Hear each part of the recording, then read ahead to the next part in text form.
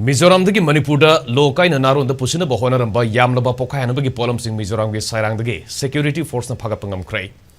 Any now na report tora kivada Mizoram police ke paw matungina state aduge Aizol district ke Sairang rota ngarang police amasung Assam rifles ke apunba team na mobile vehicle checkpost sing hangdoktuna gari sing khamduna sector gi thabak sathabada Lengpui dagi Aizol tam lakpa gari ma khamduna sector bada lotuna porakpa kilogram kunmunga lumba explosive hapa cartoon box kunipan amasung detonator cap yawba cartoon box mari phagatpa ngamkhre.